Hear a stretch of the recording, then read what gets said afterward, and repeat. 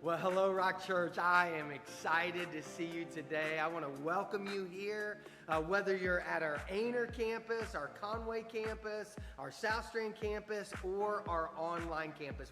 Wherever you might be watching from today, thank you. Thank you for choosing to come and worship with us and to connect with Jesus and with others. And really, that's what we're about. We are a church that really wants to help all people find what matters. And we know that happens best when you connect with Jesus and others. So if you're new here, please stop by one of our new here tents or connect walls, as we'd love to connect with you that way. Or if you've been coming for a long time, well, then just make sure you get connected. And there's some ways you can get connected. One of the big ways, probably the biggest thing that we recommend for everybody who attends the Rock, is to go to Pathway. Pathway is an 8-week small group experience that we are launching on June 4th, a new session on June 4th at all of our campuses. So if you're South Strand, it'll be in the evening on June 4th. If you're at Aner or Conway, it'll be in the morning of June 4th. So get with your Connect Corner and Connect Wall and get the exact details about that and get signed up for Pathway. And another way you can get connected is if you are a kid or if you're a student, we want you to go to one of our This Gen camps or conferences. We have an incredible Kids Rock camp in June and an incredible This Gen conference in July. So if you're a kid, head to Kids Rock camp. If you're a student, middle school or high school, now is the time to sign up for a This Gen conference, because we want you to get connected so that you'll find what matters. All right, now the other thing I want to let you know about is giving. That at the Rock, that we really want to encourage that the people who call the Rock home, the people who have joined the movement, that you will continue to give. And one, we're appreciative of all the ways that you've given in the past, whether that is through your regularly scheduled weekly offerings or monthly offerings, or whether you gave to our Camp Scholarship Fund, or whether you give through a food drive, which is actually happening next weekend at all of our campuses. So I just want to encourage you to give.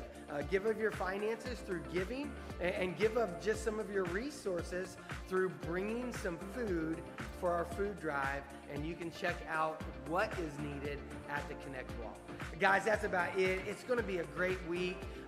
Looking forward to today talking about how to tame the tongue. And I want to start by jumping in to service by showing you this Pathway video just once again to remind you what Pathway is all about. Guys, it's going to be a great day. Let's check this out. When you don't feel like you have a community to connect to, or you don't have that godly counsel, I feel like you're really lacking. At least we were, or I was. It opens up a discussion every week for 8 weeks. Just, it felt like home. Definitely for everyone. Everybody had a story about being lost. It was kind of like a cultivating moment. It just helped me grow and my husband grow in our relationship with Jesus. And build relationships that maybe you've wanted to build before. You're going to get more out of it than you think you will. I'm just so glad we've done it, and I would recommend it to everyone I meet. Well, good morning, Rock Church. Are you guys excited to worship our Father this morning? All right, why don't y'all go ahead and stand up and let's worship together. There is no shadow that has ever overcome your life, and there is no rival that could ever stand against your mind. You've always been with us. Every battle you've already won. No, we've already won.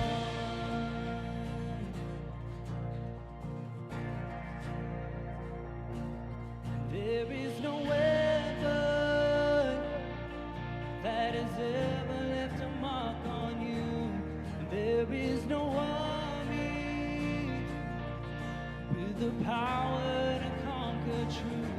You've always been with us. Every battle you've already won. No, we've already won. So show me one thing you can do, and show me a mountain you can move. He's the God of the breakthrough, and anything is possible. And show me one thing that's too hard, and show me waters he can't part. He's the God of the breakthrough, and anything is possible. It's possible.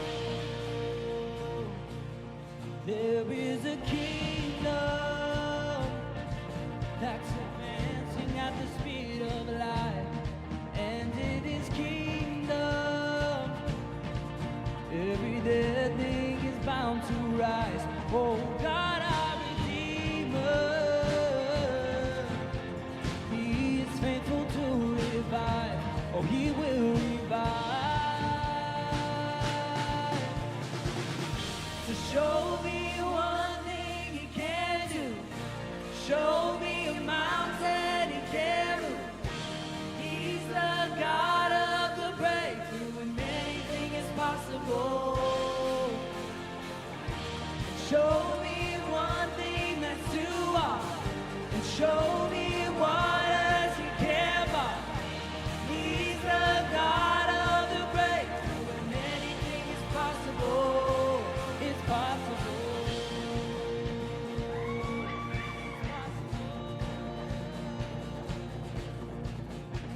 Now all of my fear I will turn into praise. I'll shake off despair as I sing out your name. A victory dance, I will dance out in faith. I will crush disappointment and break every chain.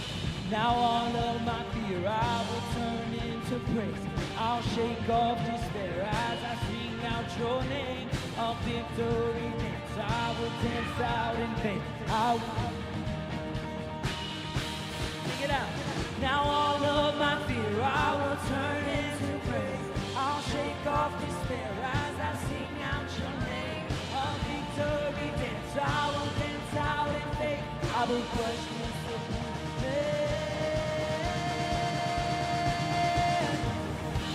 Show me one thing you can do. Show me a mountain you can move. He's the God of the breakthrough, and anything is possible. Show me one thing that's too hard. Show me water he can't part. He's the God of the breakthrough, and anything is possible.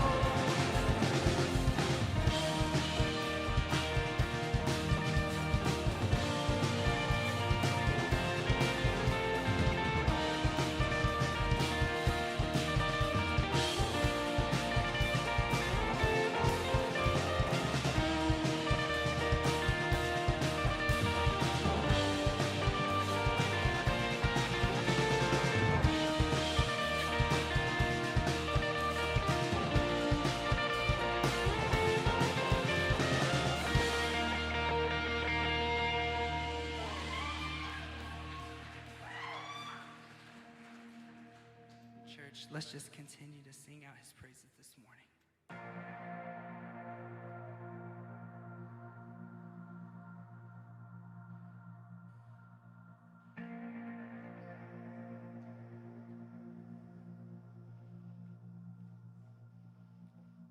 All right, we're just gonna own it. I have no idea what just happened to the track in my ear. So, Mike, if you could just pause that really quick. We'll head over to Won't Stop Now. We'll start it from the beginning. Sorry, guys. Sometimes the Lord moves in weird ways, so we're just going to trust that was him, and we're going to start from the beginning, whenever Mike's ready. There we go.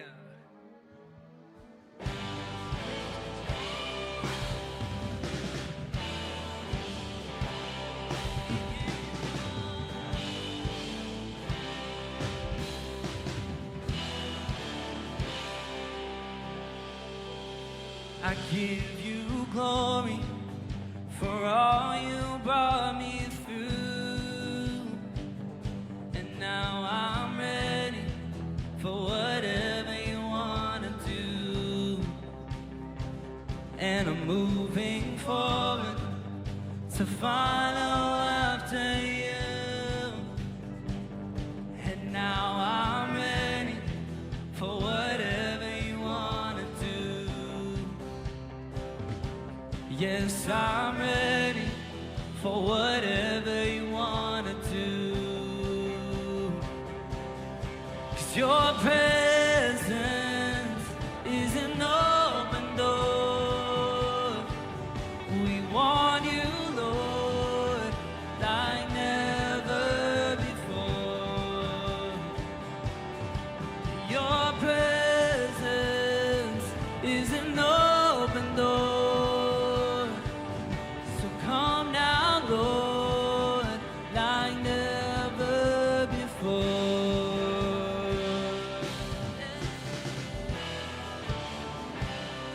In every season, your grace has been enough. And I'm believing that the best is yet to come. With the cross before me and my hope on things above. And in you, Jesus, the best is yet to come. Hey, your presence is an open door. We want you, Lord, like never before. Your presence is an open door.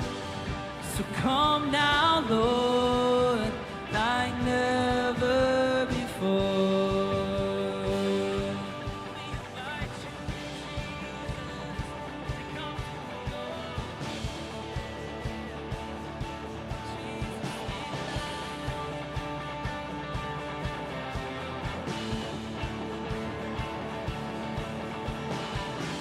I know a breakthrough is coming by faith.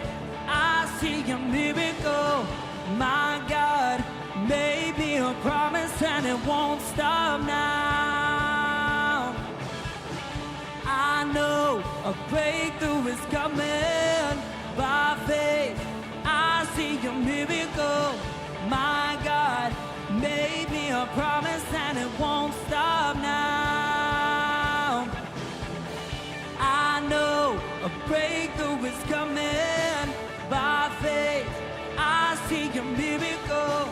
My God made me a promise and it won't stop now. It won't stop now. I know a breakthrough is coming by faith. I see a miracle. My God made me a promise and it won't stop now.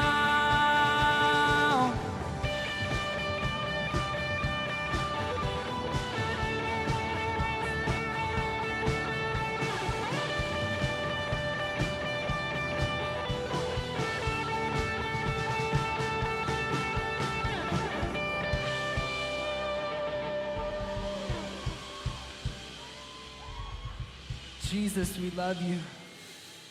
We're thankful for your presence. We're thankful for your goodness. We're thankful for your plan, even when it goes against the ones that we make. I pray you just continue to come in here this morning and just do what only you can. I pray you prepare our hearts and our minds to receive the words that you're ready to speak.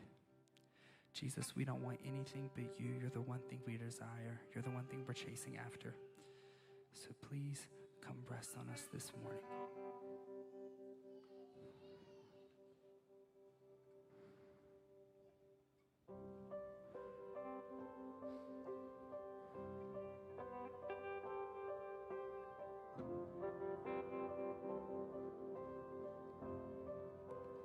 I don't want anything but you.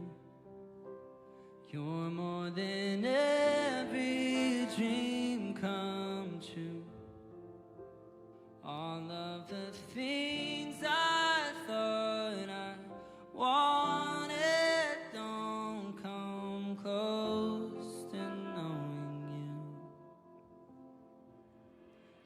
that I'm yours and you are mine, our love is the secret that I find. I'll spend forever in the pleasure I found looking in your eyes. Give me Jesus, just give me Jesus.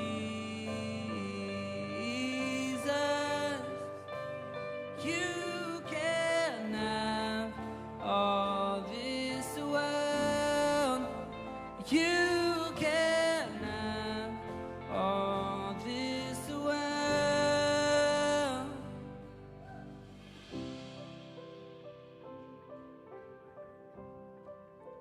More than silver, more than gold, you are the treasure that I own. And now that I've tasted of your goodness, nothing else will satisfy. So give me Jesus,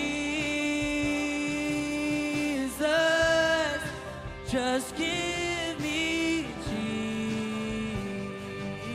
Jesus. You can have all this world.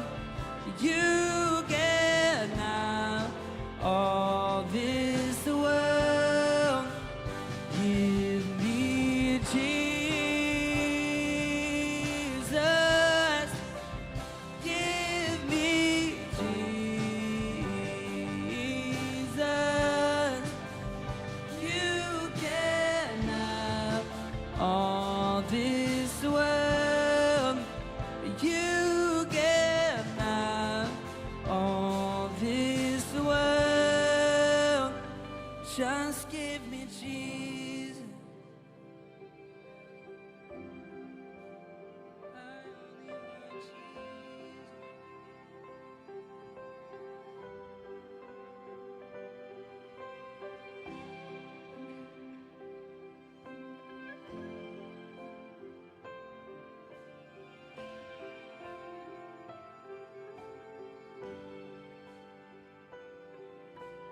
I don't want anyone else. I don't need anything else. 'Cause you are my one thing.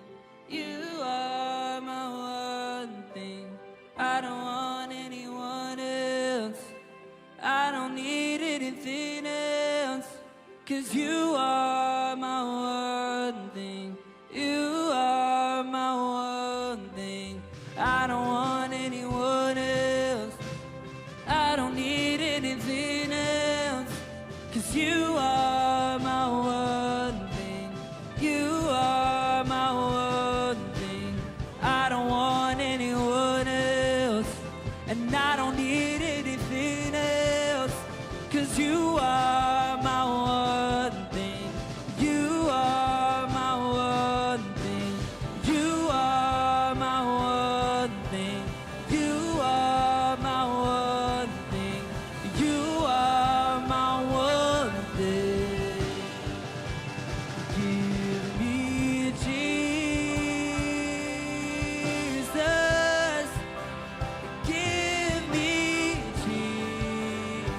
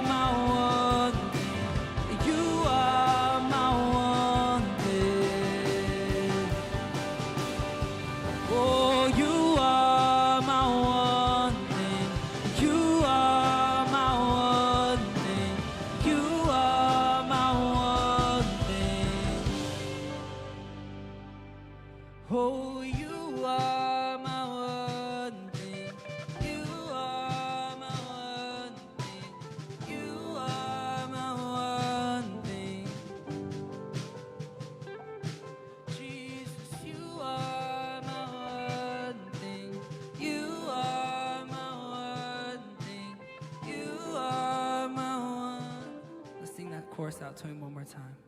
Give me Jesus.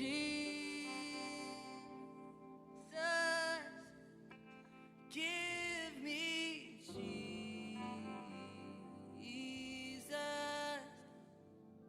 You can have all this world. You can have all this world. Just give me Jesus. Jesus. We don't need anything else. We don't want anything else. So Lord, right here in this moment, we're asking for you, for your presence, for your love, for your understanding, Lord, and pray in this moment as we gather together as a community, as a church, Lord, that we will be just abundantly aware and connected to you and what that means for our life. Jesus, we love you. We thank you. Amen. You guys may go ahead and grab a seat. And it is great to see everybody today. If you don't know me, my name is Clay, and I'm one of the pastors here on staff. And I want to welcome you guys, but I also want to welcome anybody that's joining us online. So let's give it up for everybody joining us online real quick. Awesome. We love having you guys every week, wherever you may be watching from. Thank you for joining us. And, you know, these are some exciting couple days that are coming up. And I'm not going to ask the people to stand up or raise their hand because it might be a little embarrassing for them. But we are a church that is This Gen led, and we love our This Gen ministries, which is really 0 to 29 with the sweet spot of 16 to 24. And we know in that 16 to 24 range that we're going to have a bunch of students over these next few days graduate. Maybe they graduated a couple weeks ago. So let's just give it up for all of our graduates in this season. Really proud of you guys. Really great stuff. And we also know that this weekend is Memorial Day weekend. And while, yes, it's great that we have an extra day off and we get to spend some time and sit back and relax and spend time with some family, I'm going to challenge all of us to at some point over the next few days, take a moment to take a step back, to remember those who have given their life as a way of saying thank you, as a way of remembering, as a way of saying, okay, like this is so much bigger than just me and my life. This is for so many people. So I'm going to challenge you guys to do that. And I think anytime we are able to celebrate grads or take a moment to remember, that's a good thing because it takes the focus off ourselves. And we are in a series called How To. And with this How To series, we'll be talking about some different things on how to do blank. Last week, we talked about how to handle conflict. And this week, I think is so important because it's something that we all struggle with, we all deal with, and it's how to tame the tongue. And I'm going to talk about what that means in a minute. But I want to ask you, have you ever had a moment where you said something, and as soon as you said it, you're like, man, I wish I could have that back? Maybe something like, hey, when's your due date? That can get real dangerous, can't it? You know, for me, I talk into a microphone a lot, so there's been a lot of times I've said something I wish I could take back. And one of the biggest memories for me came when I was about 16 or 17 years old. And I grew up in a multi-site church similar to ours, but we had these two campuses in the town that I lived in. One was kind of our broadcast location, and another one was on the other side of town, and it was a fantastic campus. They did some great stuff. But there was a moment where their student pastor had some injuries, and they needed someone to fill in for a season. So, you know, they called old 16, 17-year-old Wise Clay over to hang out and do some teaching to them. And me being that age, I was fired up about it, and I was excited about it. And I was like, hey, what do you want me to talk about? And I'll just kind of talk about whatever you want. I said, okay, let's go. Let's have a time together. And I remember the first time I went there, and I was like, okay, we're going to talk through the book of Luke over the next few weeks. Like, there's some great stuff in there. And we started in Luke chapter 1. And I sit down on this stool. There's probably 15, 20 students in front of me. I'm nervous as all get out. I got a camera in the back of the room to film myself and to watch myself back. later on to figure out what's going on and how I did. Learned that from my dad, and I was like, all right, like this is going to be a great time. And as I spoke, I was nervous, and the point of Luke 1, there's a lot going on in it, but one of the big parts of it was talking about burning incense and how it was this beautiful, godly, it created this atmosphere. It was just really important to the story. It was this really important moment. It was this really important thing. And as I'm talking about this incense and how it was burning and all this stuff, I noticed there's some leaders in the back of the room laughing. And as a 16, 17-year-old, my confidence is shaking a little bit, right? Like, I feel like I'm connecting with the other students that are around my age, but I see these leaders laughing. I'm going, what is going on? I finished, and I thought the night went pretty well, but then I went back and watched. And as I watched, I realized I wasn't talking about how beautiful and godly and amazing and atmosphere-setting incense was. I kept saying the word incest.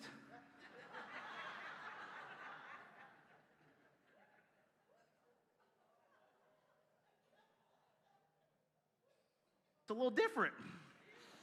A little different, right? And I remember going, I wish I could have that back.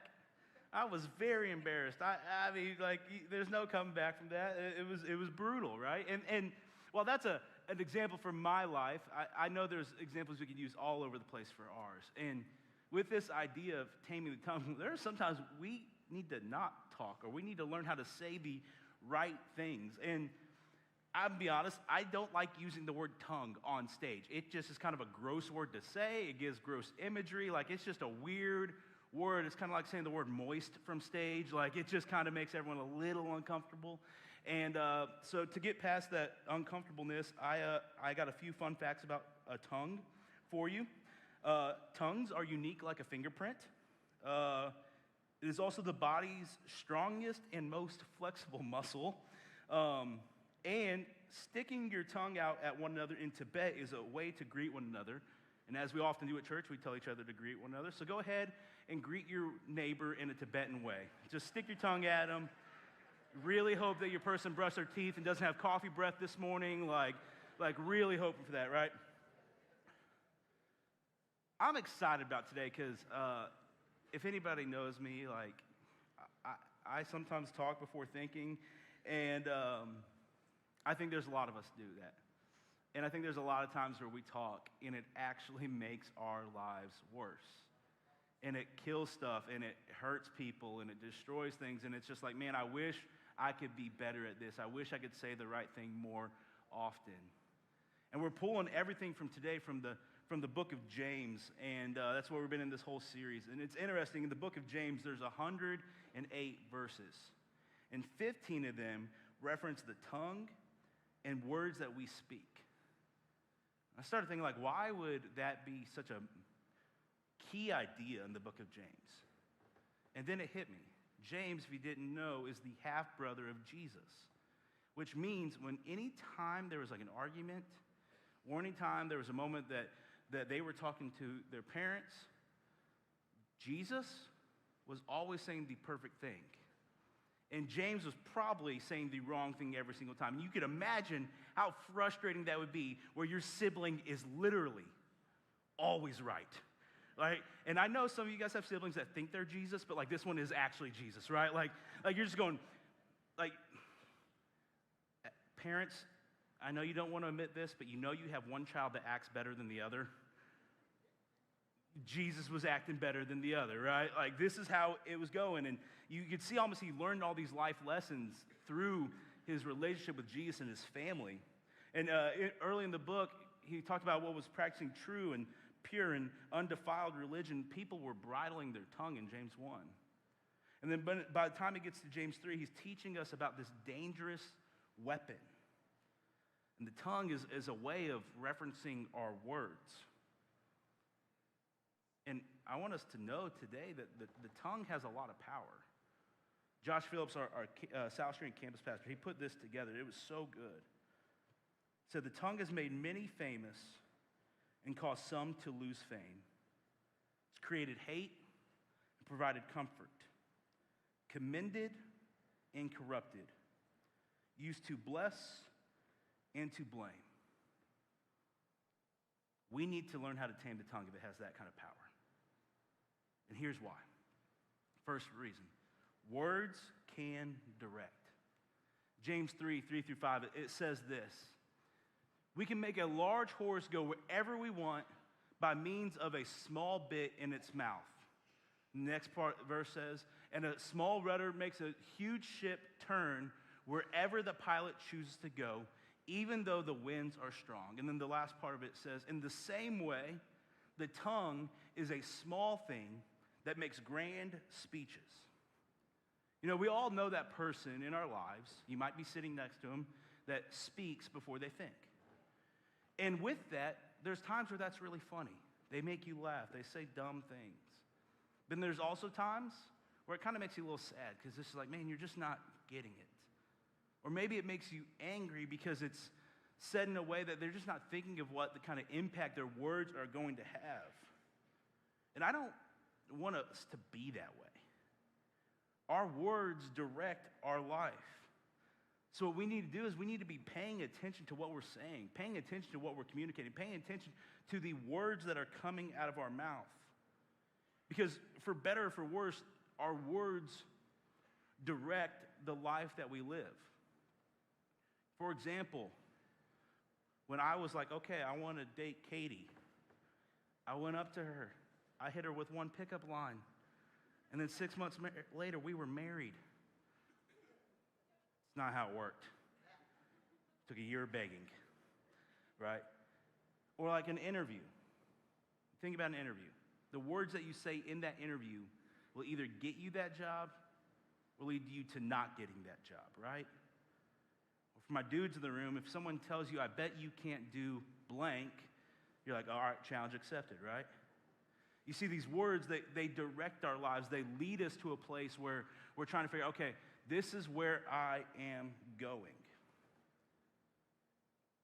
I think that's why things like positive affirmations and gratitude, lists of gratitude, and things like that in the morning are so powerful. The reason that they work is because instantly from the start of a day, you're saying, I'm choosing to be very positive.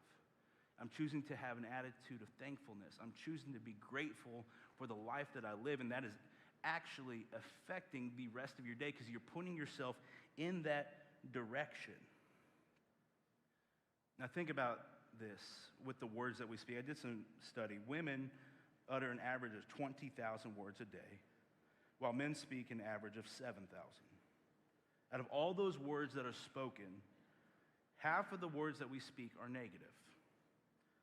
30% are positive, and 20% are neutral. It means 70% of what we say is not leading us in a positive direction. When we think about how negative it can feel to live sometimes, how negative we feel at maybe our jobs or at school or at practice or at home, we have this negative attitude around us. Maybe that's because of the words that we're leading with, the words that we're speaking. And I think all this is a great example of the human experience. You know, I don't think people have bad intentions with their words. I think people will generally say, I want my words to be great. I want to be really well thought out. I want to be really, really positive. I want to have all these great things in my words. I'm not trying to hurt people. I'm not trying to be negative. I'm not trying to be divisive. This is not my goal. But when you just when you just don't want bad intentions, you actually have no intentions for your words, it's where you enter very dangerous territory. Because we can direct our words, or our words can direct us. And I know which sounds better to me. Because as we read in that scripture, the wind's going to push against us. And the wind doesn't care where your map says you should go. It just is going to do what it's going to do. In life, it doesn't care where you feel like you should go. So you have to go, okay, I'm setting this direction, and I'm going to follow it, and I'm going to speak that with my life. And that's why we have to be aware of our speech. We have to stop just talking and stop just blurting out and stop having no intentions with our words because it directs our life. For me personally, I want my speech to be gracious. I want my speech to be uplifting. I want to have a speech that is thankful, truth-revealing, powerful, impactful. And if I just focus all of my words on that, then chances are my life will start to lean that direction as well. Now, I'm not saying that I'm perfect at that. There's certainly times I mess up. There's certainly times I make mistakes. But I'm trying to be very intentional about my words because I know they will direct me to where I will go. And I want to think about you and your situation.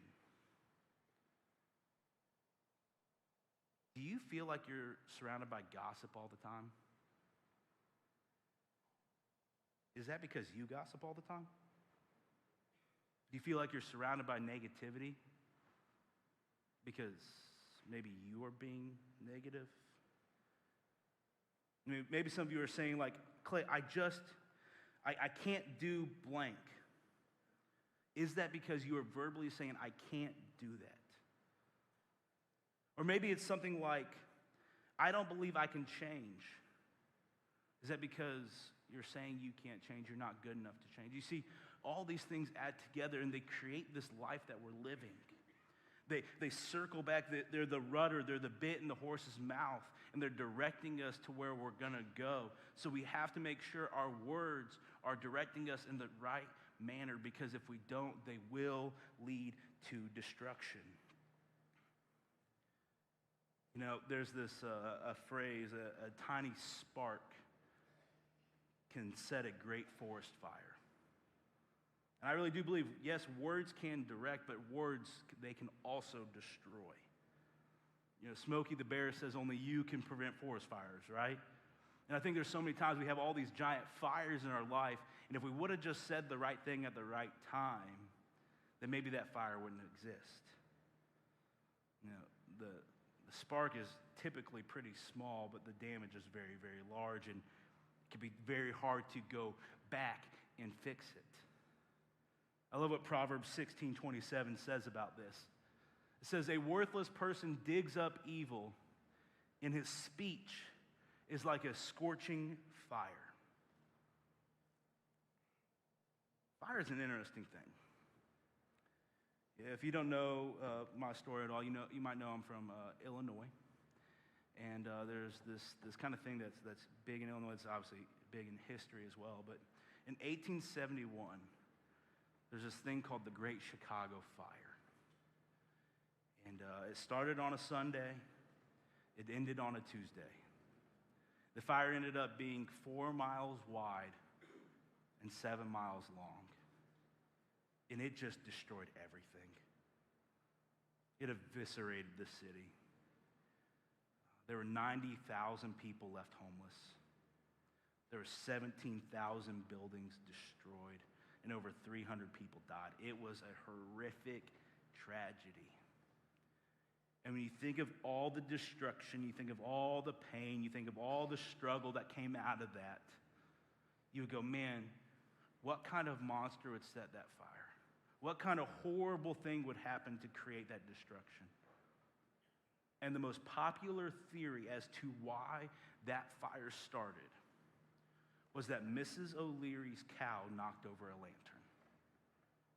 You see, destruction doesn't always come from one initial big moment. It could come from something very small, even without bad intentions. And that's how it is with our words. The fire, it doesn't just hurt today, it can hurt for a long time. James 3:6, it says it great. It says, and among all the parts of the body, the tongue is a flame of fire.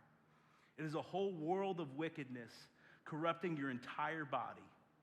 It can set your whole life on fire, for it is set on fire by hell itself. James is very intentional here with his language.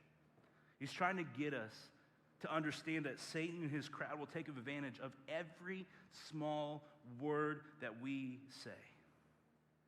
Those ill-advised words, that vulgar language, that judgmental comment, what he's going to try to do is he's going to try to take that one sentence that you said, That one word you said, and create division, and create hurt, and create destruction in human relationships.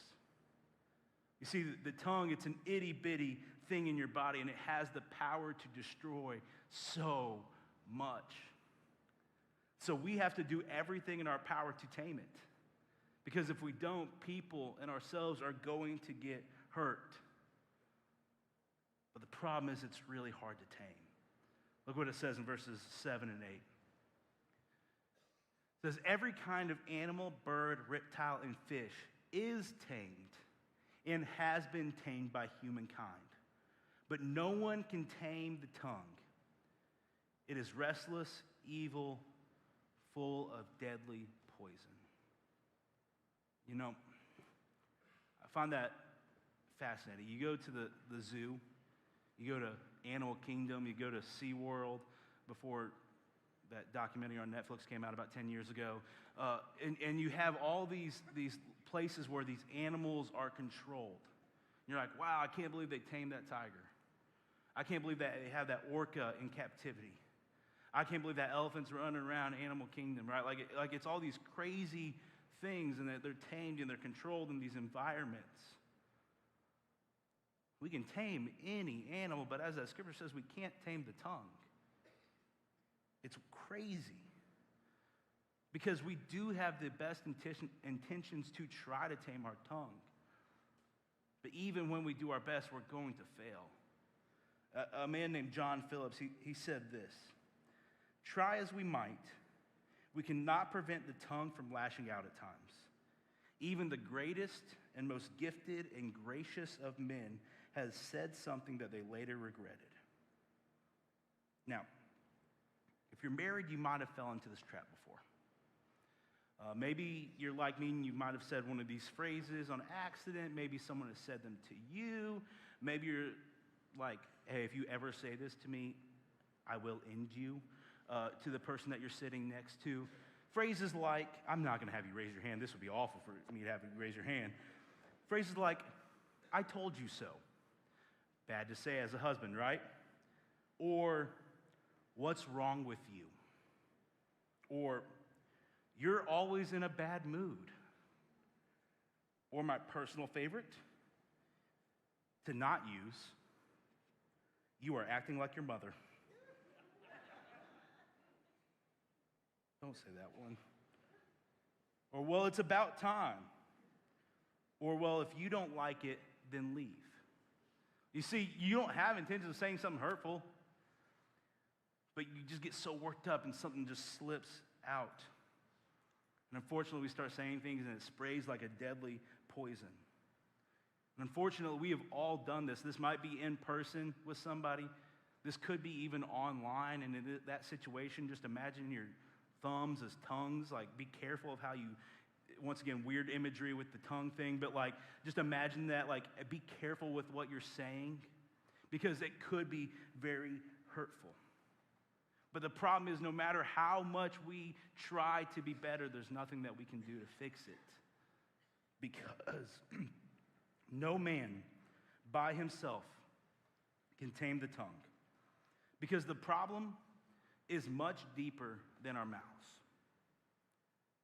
It actually starts in our hearts.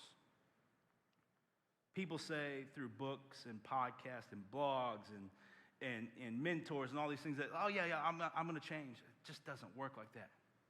If we really want to change, if we really want to tame our tongues, then we have to turn our hearts. Because words can direct. Words can destroy. But words can also declare. Jesus said in Matthew 12:34, says, you brood of snakes, how could you evil men like you speak what is good and right? And this last part is so key. For whatever is in your heart determines what you say. No matter how we want to say something, what we say, our hearts will always tell us what we're really believing. You know, Your words declare what you believe. And it's not just what you say, it's how you say it, it's how you follow through with it. But I got to ask, does anybody have any like a younger brother or younger sister that was like a tattletale growing up? Anybody? Yeah. We all know them. It can be very annoying, right? And it's like no matter what you do, it just gets released out, and you're like, man, like I just can't get away with anything. Well, that's how our mouth is with our heart, because your tongue will always tattletale on your heart. A harsh tongue reveals an angry heart. A critical tongue reveals a bitter heart. A boasting tongue reveals an insecure heart. So the truth is, it's not so much that we need to learn how to hold our tongue, it's that we need to change our heart. And we got to be more like Jesus. We got to declare his words. We got to declare his ways. There's some great ways in the book of James that say this, and we're not going to read them, but they're up there. It's strive to be genuine. We got to speak genuinely. We have to refuse to tear others down. And we have to speak only what is true. If we do those three things with our language, then we will be declaring that I am following Jesus in every area of my life. You're declaring to the world that your heart is set on him and your heart is set on his ways. And as we get ready to go into a time of response, I want you to think about what that would look like in your life and in everyone's life if we would just take the time to speak that way. What if we spoke to every human being believing that they were made in God's image? What if we used our words in a loving way so that people actually wanted to talk to us? What if we decided to use our words to direct us towards God's ways, not to Satan's ways? What if we decided to not let our words destroy the kingdom, but to develop the kingdom? What if we decided to declare today that Jesus is our God? Our words can do a lot. And today, it's easy to just feel, frankly, a little horrible about yourself. I've been convicted all week about this passage. I know Fink talked about his golf game last week and how that was really a challenge for him. Golf created another challenge for me. Andrew said, you're somewhere over there. You saw me play golf on Friday. And I had to tame my tongue. And it was hard.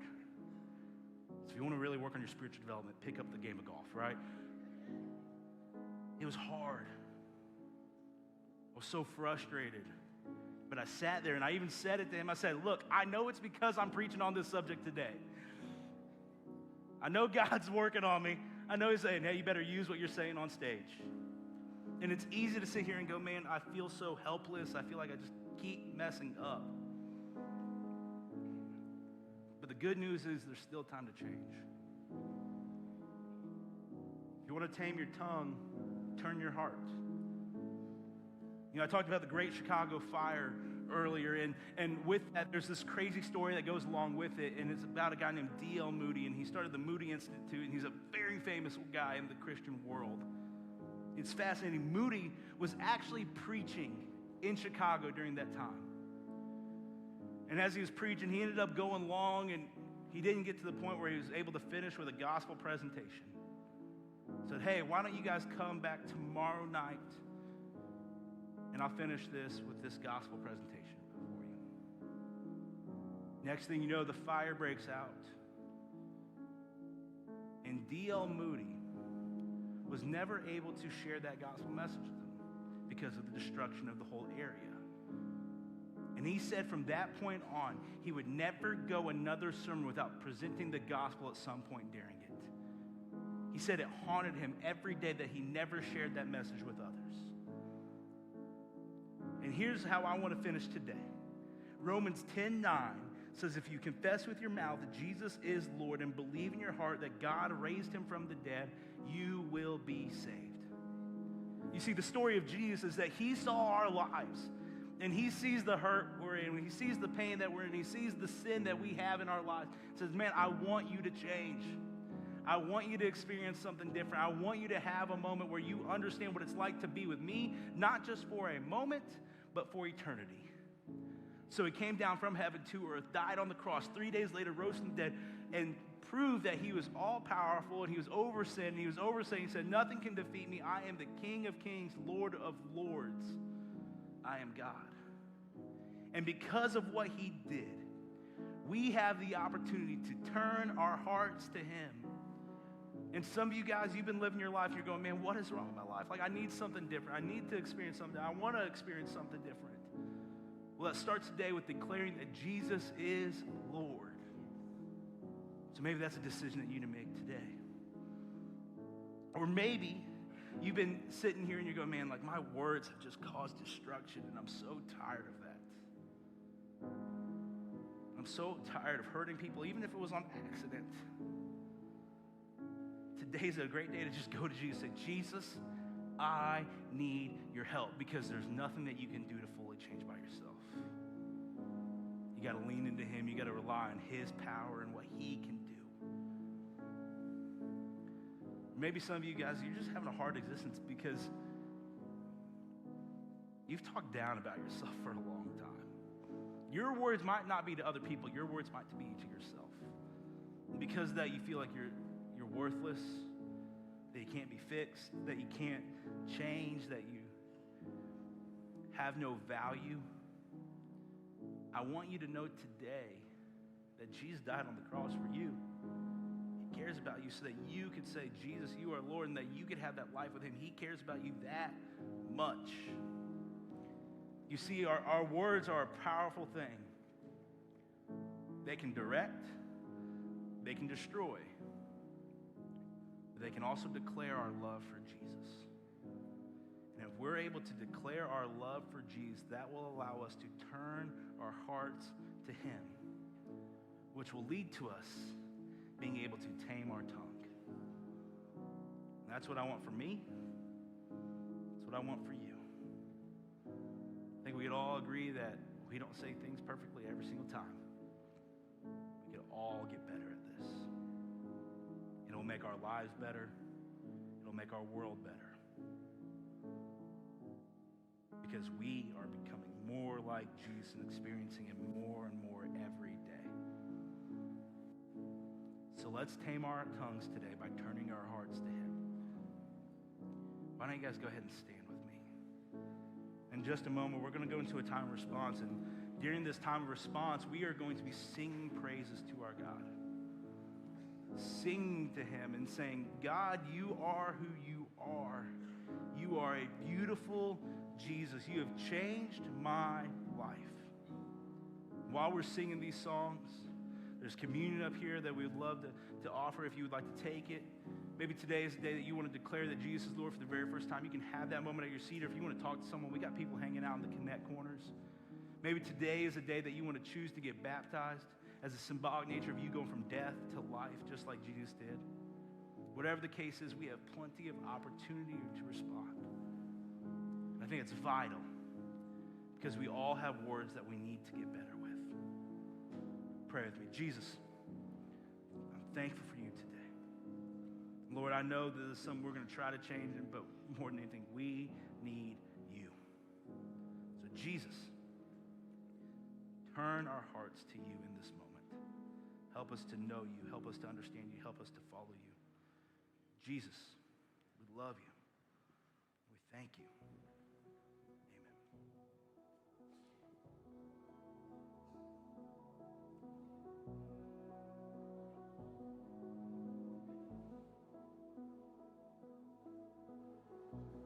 Let my heart return again to the wonder of a king, to the nearness of a friend. Beautiful, beautiful, beautiful Jesus. How lovely, how sweet is the name. Oh, wonderful, merciful, miracle Jesus. How worthy, how precious, how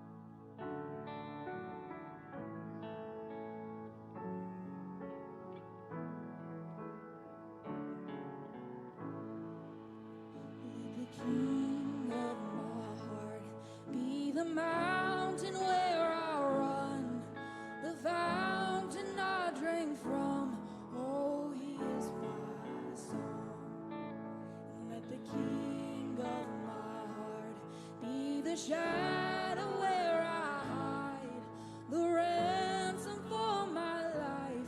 Oh, he is my song. You are good, you're good.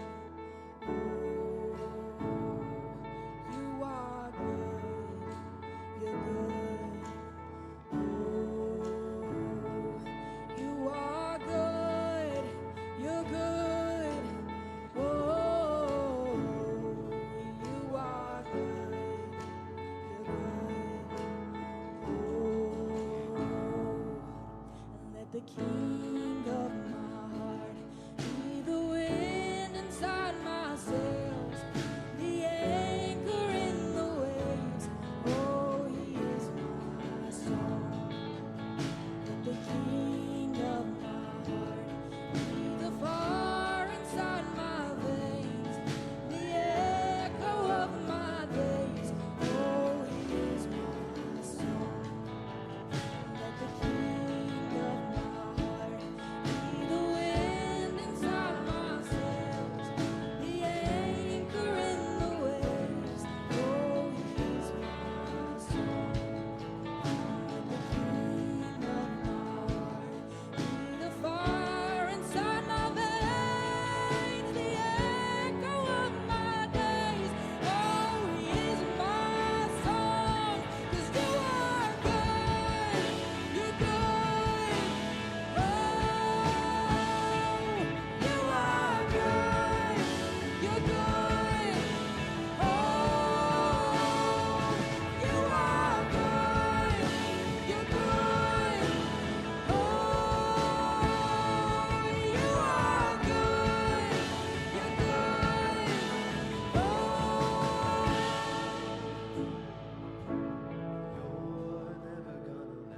You're never gonna let me down.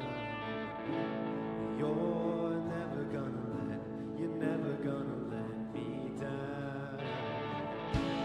You're never gonna let me down. You're never gonna let me down.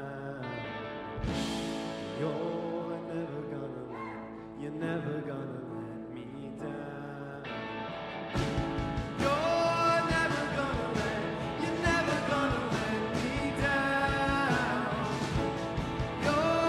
never gonna let me down. You're never gonna let me down. You're never gonna let me down.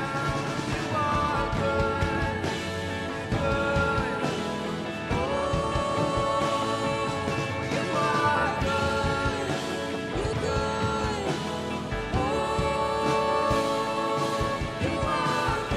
never gonna let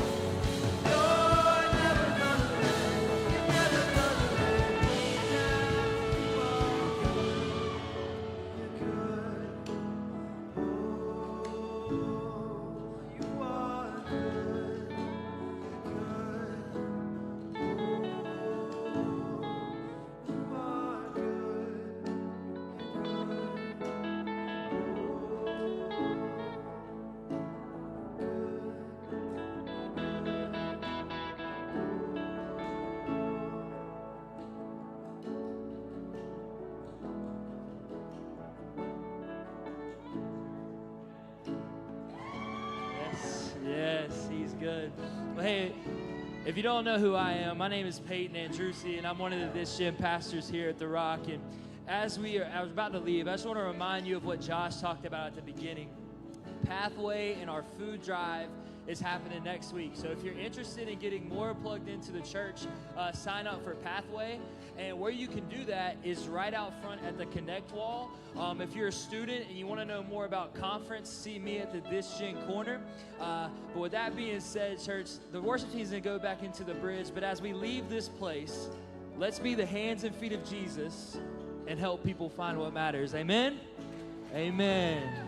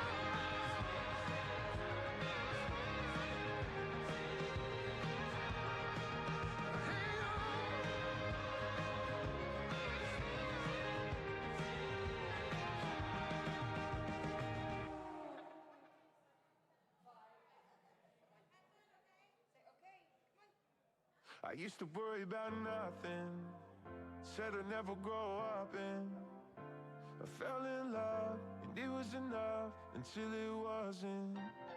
I used to dream that we could make it, but now I'm working on a paycheck, and the voice in the line says I'm doing fine, can you tell that I'm faking?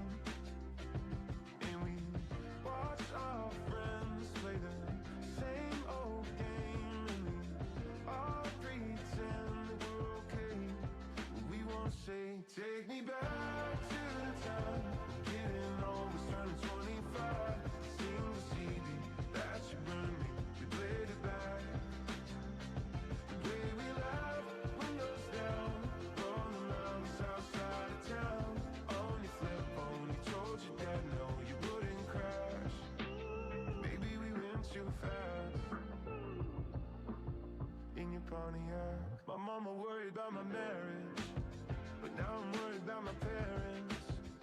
You can try to run from runs in your blood, but you still gotta share it. And we watch our friends play the same old game, and we all pretend that we're okay. We wanna say, take me back to the time getting old was turning 25. Sing the CD that you burned me, we played it back.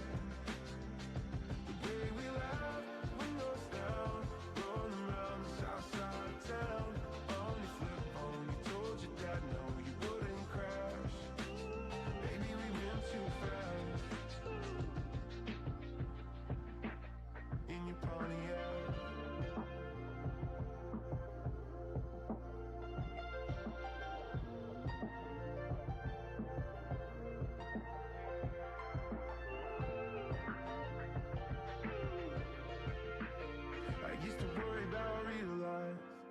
until I fell into your eyes.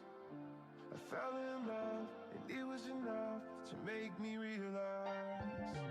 You take me back to the time we're getting old, we're turning 25. The same city that you burned me, we played it back. The way we laugh, windows down, rolling around the south side of town. On your flip phone, you told your dad no, you wouldn't crash. Maybe we went too fast. Maybe we went too. Maybe we went too fast.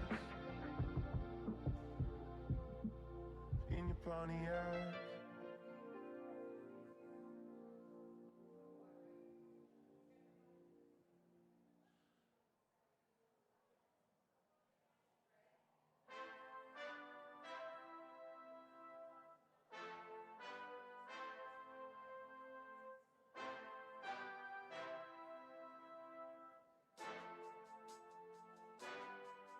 Hey, I got the power.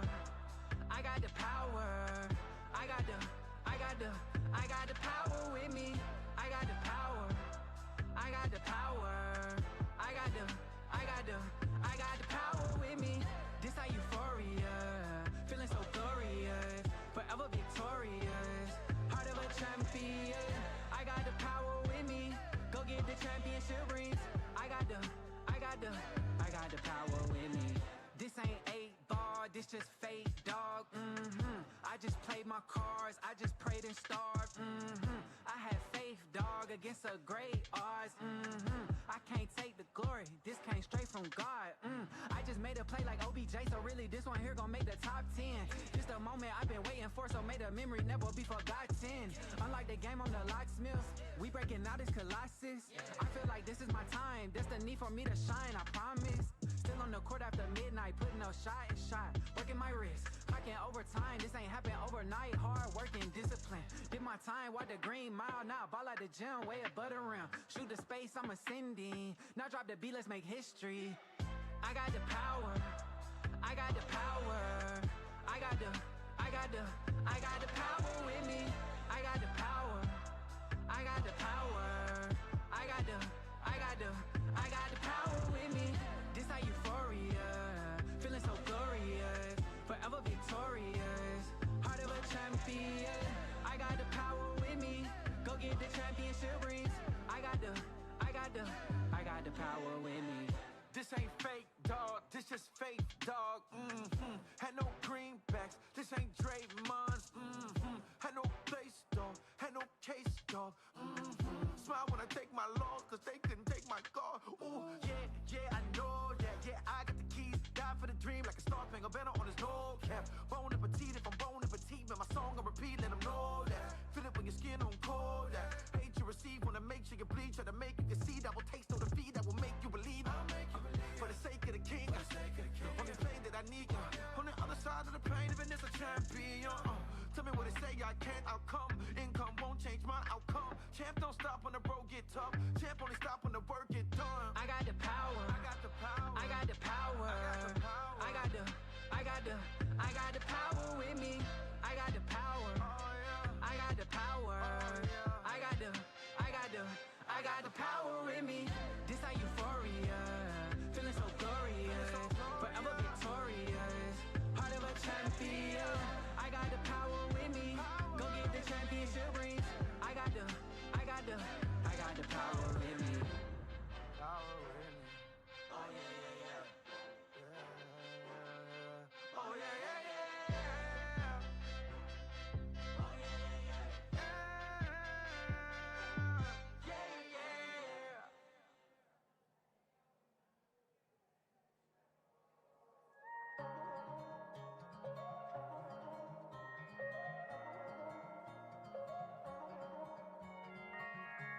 You're all that I wanted, but this couldn't last. I wish that it would. And now I feel haunted by the ghost of our past. I wish we were good. I'm lost in emotion, consumed by your love, and I can't escape.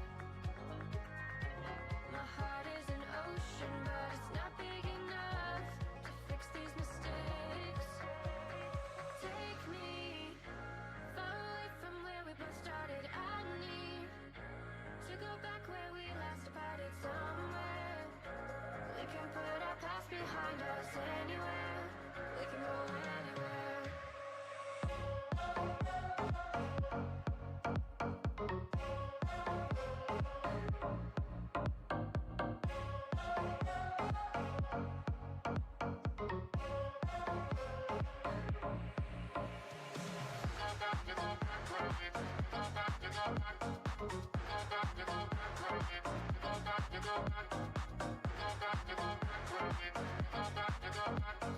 We can put our past behind us anywhere. Go back to go back where we go back to go back. Go back to go back where we go back to go back. I wear 1,000 scars. Cover them up so you don't see beyond the mask. My heart's a dying star. Falling for you is bury me in smoke and ash. In smoke and ash. I'm lost in emotion, consumed by your love, and I can't escape. My heart is an ocean, but it's not big enough to fix these mistakes. Take me far away from where we both started. I need to go back where we last departed somewhere. We can put our past behind us anywhere. We can go anywhere.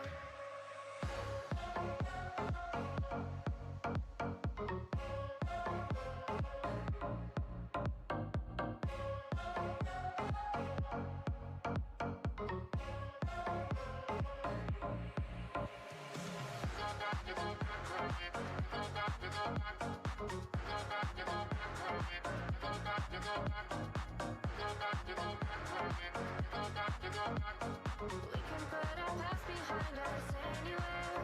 We can go anywhere.